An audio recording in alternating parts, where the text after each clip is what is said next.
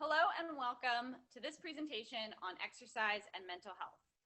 This presentation was a collaborative effort between Heather McBean, myself, Kim Batten, and Helene Larach.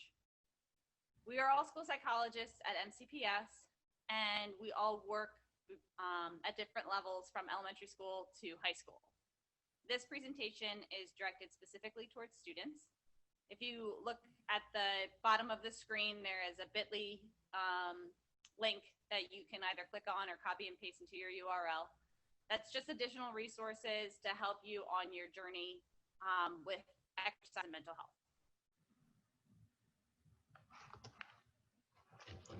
First, we would like to discuss some of the benefits of exercise. One of the most important components of exercises is increasing your energy and endurance and strength. When we think about increasing energy, you want to start with your workout maybe in the morning. So the rest of your day, you have a high level of energy when you go to class or when you're going to help out around the house. It also increases your strength if you're looking to build those muscles. When we think about weight management, you usually think about your diet and what you're eating, but exercise is also a great way to manage your weight and also maintain the weight you want your goal is for. For the third bullet point, we discuss a little bit about improving your cardiovascular health, blood sugar, and other health metrics. That may not be something you're worried about now at such a young age, but if you start exercising when you're younger, you will be in a healthier state as an adult and won't have to worry about these components as much because you have already been in such a good routine with your health.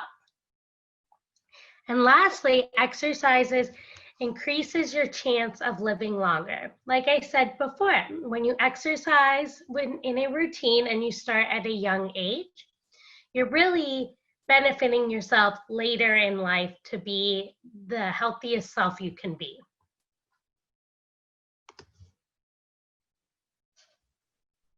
So we just talked about some physical health benefits to exercise. Here are some mental health benefits to exercise. First is that it improves sleep. So as a teen, you know that it is sometimes very difficult to sleep, whether it's falling asleep or staying asleep. So exercise is a great way to release some of that excess energy that you may be having, which can help you get a better night's sleep overall. One thing that you do need to make sure of, though, is that you don't exercise too close to the time you decide to go to sleep, because as we just talked about, it does increase your energy level. So try to work out in the morning or the afternoon so that you can get that good night's sleep.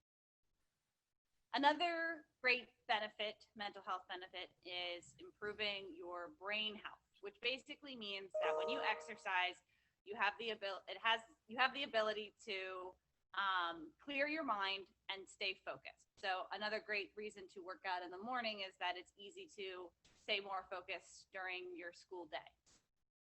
And then finally, another one is it relieves stress. So excuse me, you may have heard in health class or maybe at a different class something called cortisol, which is the stress hormone. And when you are working out, exercise actually relieves some of that stress and that stress hormone. It reduces that stress hormone, which makes you just more relaxed and less stressed out.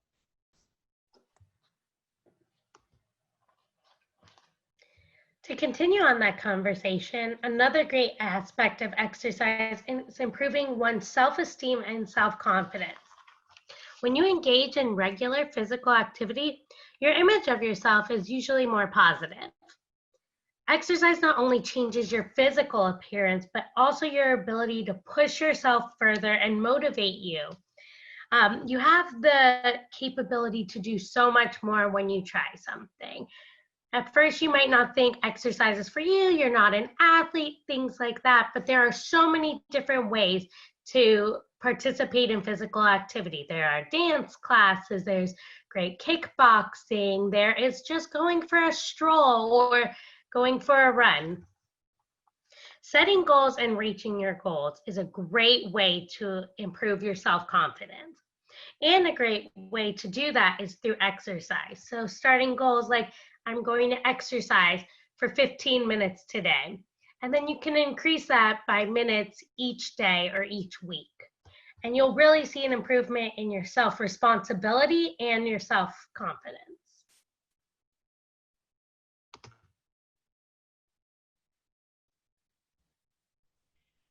So as we just talked about, exercise can increase your self-esteem and your self-confidence. Similarly to that, it can also decrease your any sort of depressive symptoms or feeling down. So studies have shown that exercise can be equally as important in improving mental health as medication or therapy is, especially in the mild and moderate cases. It's also a way to help prevent some of those depressive symptoms, feeling down, feeling tired, feeling lack of motivation to do things. All of those things are less likely to happen if you are exercising on a regular basis. Everyone has days where they are feeling down or they don't feel like doing anything, and that's okay. But exercise is a great way to get yourself out of your slumps that if you may be feeling, and getting yourself to feel back to yourself.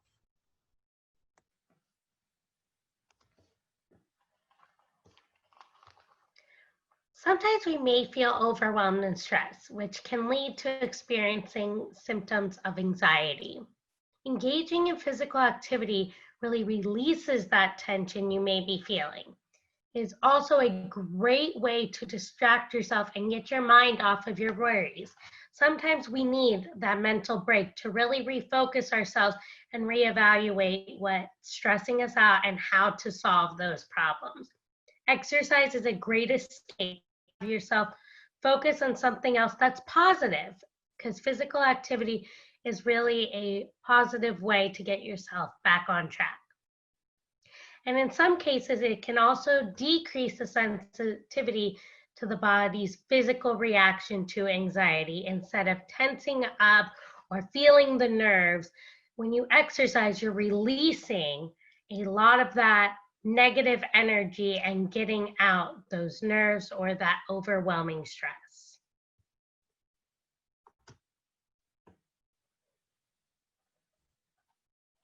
So how do you get started on your exercise routine? Here are some tips that we're going to talk about. First and foremost, it's important to consult your doctor. So if you are new to exercise or you want to try something different, make sure that you talk to your doctor about any physical limitations that you may have. There are also a number of different types of exercises for you to try out. So if you don't like to walk or run, don't force yourself to walk or run. Pick something that makes the most sense for you. Try a whole bunch of different types of exercise and see what you like to do most. That's the way that you will be able to keep a consistency going. You're not going to be dreading it all the time when you're exercising. Also, start small and slow. So if you've never worked out before in your life, start with 5 to 10 minutes each day and then increase as you start to feel better. The hope is that we can get you to 30 minutes a day, but it takes some time to get there. So don't push yourself too hard. Just start slow and steady, and you will get there as faster than you would think. Schedule a specific time of day to work out, whether that's setting an alarm or finding just morning, noon, or night, whatever makes the most sense for you. Probably not night, since we don't want you to get messed up with your sleep, but morning or in the afternoon, just to make sure that if you stay on a consistent time every single day, you're more likely to keep that routine.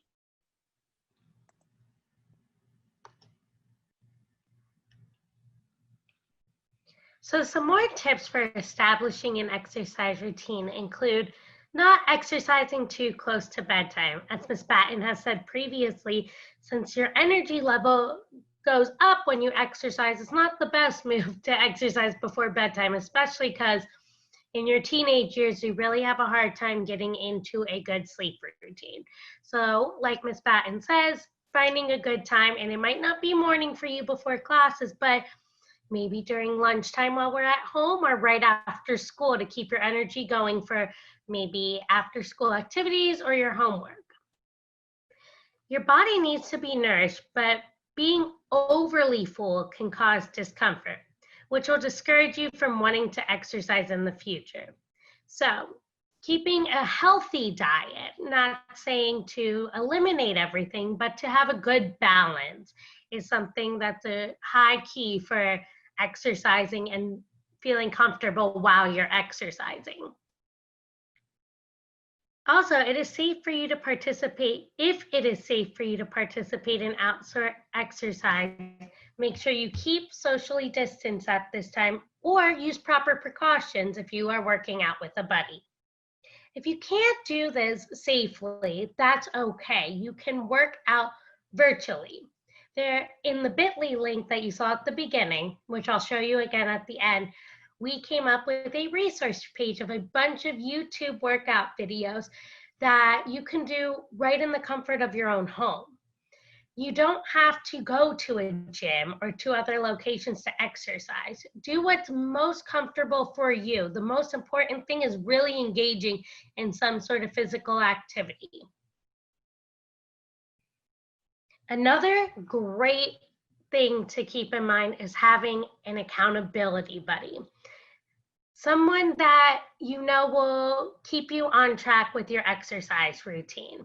Miss Batten and I are actually each other's accountability buddies, and we sometimes go on a virtual like Google Meet or Zoom while we do an exercise routine together. So we both feel comfortable doing these exercises and really establishing a time to do it together. It's also, you could also just keep a chart with your friend, like, hey, I exercised today at 9 a.m. and they could put, oh, I did this at 12 p.m. just to keep each other accountable and you don't get out of that routine, because consistency is really key to making yourself feel better.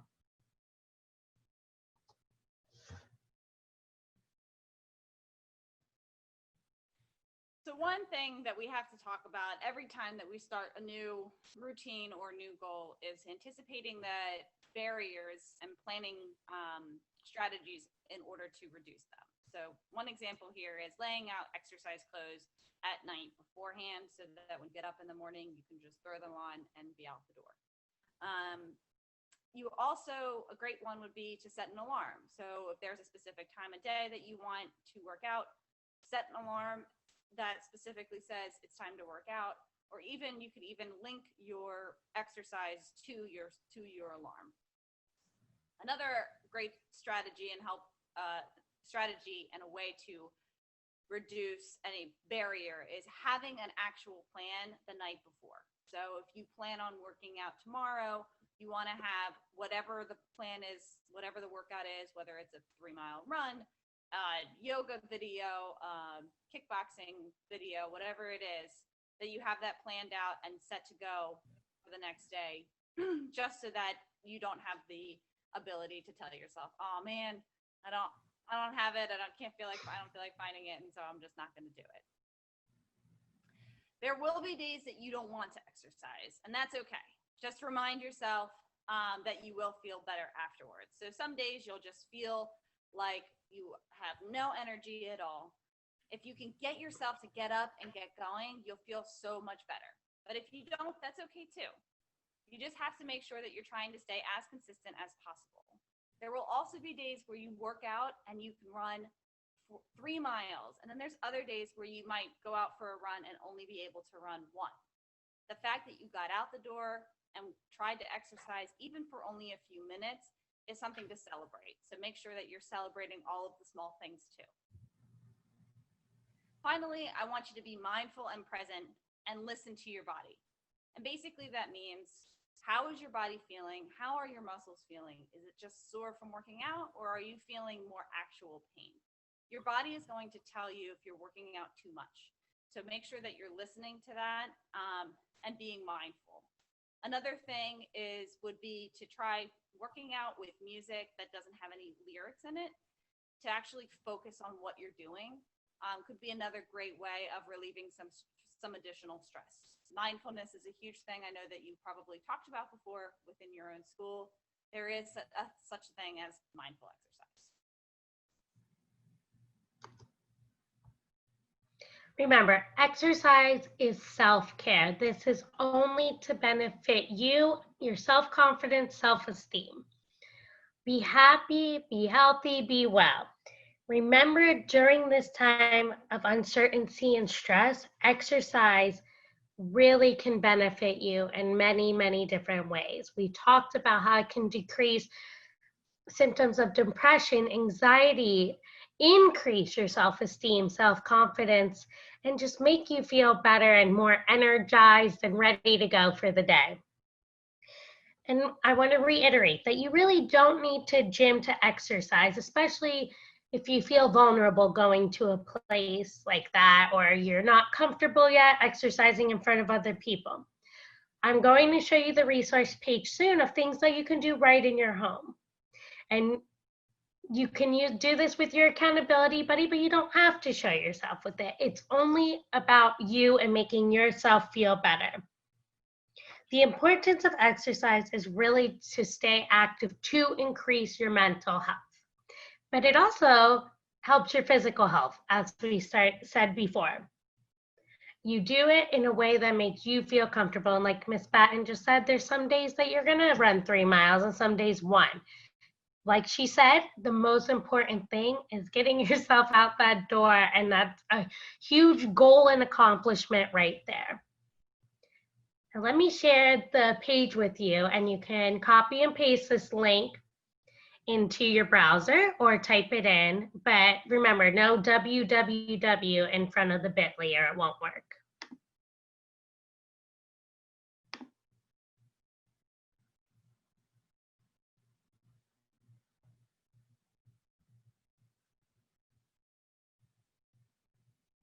Here are some of the at-home workouts that have all been approved by MCPS and are really a great way to start your workout routine. You can even just view the videos to see if that's something you're interested in, or try it out for maybe 5 minutes, not your thing, try another video. We have things like kickboxing, workout for beginners, doing a high intensity interval workout, even cardio workouts, and yoga too. We also have ones that you can try just by yourself. I love this one where you can just spell out your name and they have an exercise for each letter. And that's can be a quick or a long one depending on how long your name is. So maybe throw in your last name too. There's also another fun one, choreograph your dance. And there are the instructions that you can go through when you want to try it out. And there's also some great workout apps that you can put right on your phone. And you can go through these, and we found them off Parenting Teens and Tweens, but there are a bunch of other workout apps too. But this is just to give you an idea and a guide. And if you need more resources, please reach out to us.